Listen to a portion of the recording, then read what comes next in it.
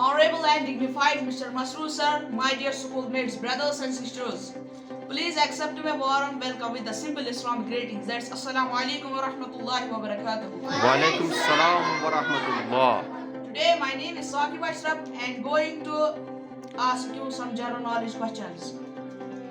And I am hopeful and optimistic that you will listen to me very cautiously. First of all, I am humbly requesting you that anybody knows the answer of the questions, he or she will raise your hands and then answer the question. First question: the main occupation of the Indus Valley civilization was? शाबाश। पहला question है the main occupation of the Indus valley civilisation. दुनिया में बहुत तरह के ये तहजीब थे। अगर हम यूरोप की तरफ जाएंगे, हिंदुस्तान की तरफ जाएंगे, हिंदुस्तान में दो किस्म की सिविलाइजेशन थी। एक थे द्रिवेदियन और दूसरी थी इंडस वैली सिविलाइजेशन। इसी तरह सुमेरियंस भी थे, इसी तरह मेसोपोटामिया, इसी तरह ये बहुत सारे सिविलाइजेशन थे दुनिया में। तो क्वेश्चन है, जो इंडस वैली सिविलाइजेशन हिंदुस्तान में थी, जो दरियावी सिंधु के गाठी में जो लोग रहते थे, यानी जो इंडस वैली सिविलाइजेशन के लोग थे, उनका मेन ऑक्यूपेशन, उनका मेन तिजारत, उनकी ये जो बुनियादी काम थी, क्या थी? चलो खड़े हो जाओ। Very good. खेती बाड़ी, agriculture was the main occupation of the Indus Valley civilization. शाबाश, बहुत अच्छा। Question number 2: when was the first World War started? हाँ, दूसरा क्वेश्चन है, जो महायुद्ध, दूसरा महायुद्ध, यानी दुनिया में दो महायुद्ध हुए, यानी first world war and second world war.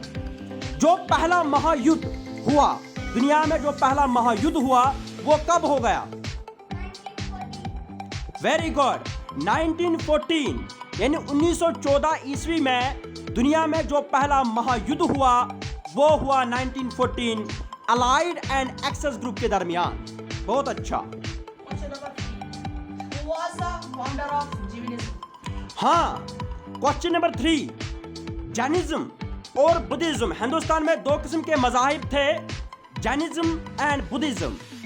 Jainism का बानी कौन है? जैनिज्म का बानी कौन है? महावीरा। Very good. अगर हम देखेंगे अकॉर्डिंग टू हिस्ट्री, जैनिज्म में बहुत यानी टीचर्स आए एक किस्म के, यानी इसमें बहुत सारे, यानी उनको कहते थे तीर्थंकरा। तीर्थंकरा यानी 24 तीर्थंकरा आए जैनिज्म में। जैनिज्म एक रिलीजियस फिलॉसफी है हिंदुस्तान के लिए, यानी हिंदुस्तान में जो लोग रहते थे, वहाँ पर एक जैनिज्म फिलॉसफी आई। जैनिज्म में 24 तीर्थंकरा आए, यानी जिनको मजहब का इल्म था, जिनके पास मजहब की विक्ट्री थी, जिनके पास मजहब की एपेक्स नॉलेज थी। तो जो उसका हम ये नहीं कहेंगे कि इसका जो मेन फाउंडर है वो वर्धमान महावीर, लेकिन जो इसका पहला, उसको अपने अपने ज़माने में अपना तीर्थक आया, तीर्थंकरास अपने अपने ज़माने में आए इसके, तो उसको कंसिडर किया जाता है, यानी जो उसका पहला तीर्थंकरा है वो है ऋषिबा देवा। लेकिन जो वर्धमान महावीर है, उसके दौर में जो जैनिज्म है, उसने अपनी एक पहचान पाली, इसीलिए उसको कंसिडर किया जाता है founder of Jainism, founder of. तो बुद्धिज्म भी एक तरह की रिलीजियस फिलॉसफी थी, उसका जो फाउंडर है वो है गौतम बुद्धा। गौतम। Very good. हाँ, तो what is the full form of COVID-19? If anybody knows the answer, he and she will raise your hand and tell the answer. शाबाश। कोरोना वायरस जो है ना, जो चाइना वुहान सिटी में रेज हुआ, जो पेंडेमिक थी, जो एपिडेमिक थी, एक वबा था, उसकी फुल फॉर्म क्या है? बोलो। Very good.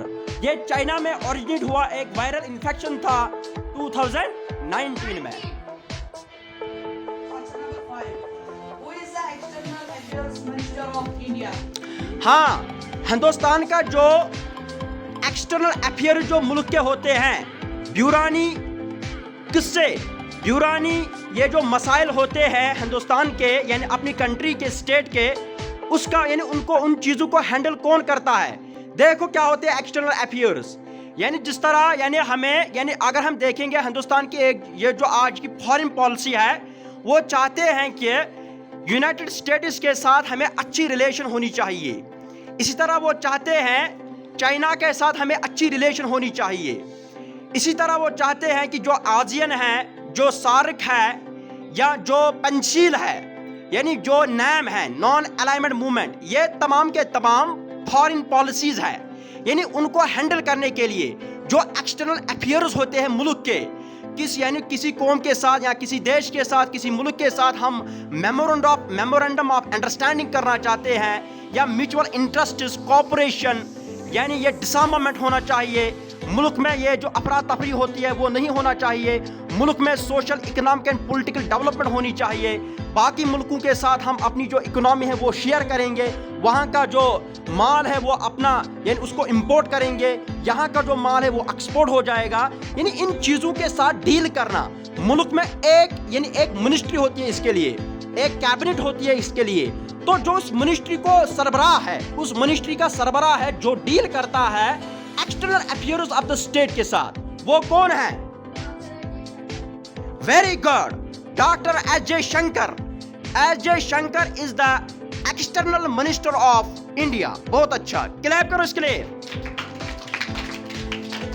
Question number 6. Who is called the father of Indian Constitution? Who is called the father of Indian Constitution? Very good, Dr. B.R.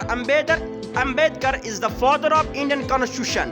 जो हिंदुस्तान का फ्रेमवर्क है, हिंदुस्तान के जो रूल्स एंड रेगुलेशंस हैं, जो इसका आईन है, जो इसका यानी जिसमें लिखा हुआ है कि हिंदुस्तान कैसे चलेगा, किन रूल्स और रेगुलेशन के बुनियाद पर वो चलेगा, उसका जो बानी है, उसका जो फादर है, उसका जो बापू है, वो है doctor B R Ambedkar, Baba Saheb B R Ambedkar. Very good.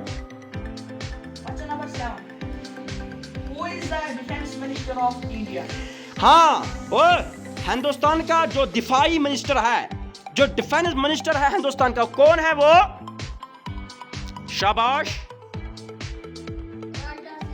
Very good, clap for him.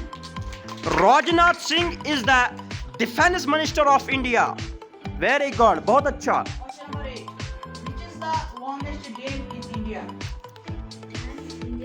Longest dam, Hindustan में सबसे बड़ा डैम कौन है? Hirakud dam is the largest dam in India. बहुत अच्छा, very good. Question number 9. Who was the founder of Sikhism? Sikhism का founder कौन था? सिखिज्म किसने पाया? शाबाश, who was the founder of Sikhism? वो फाउंडर ऑफ सिखिज्म। सिखिज्म भी एक मजहब है, उसका बानी कौन है? शाबाश शाबाश, किसी को पता है? You can answer the question yourself. Guru Nanak. Guru Nanak is the founder of Sikhism. बहुत अच्छा, very good. Question number 10. Which state was won the E-Panchayat Award 2021? Very good, which state won the E panchayat award? UP, Uttar Pradesh. बहुत अच्छा, very good.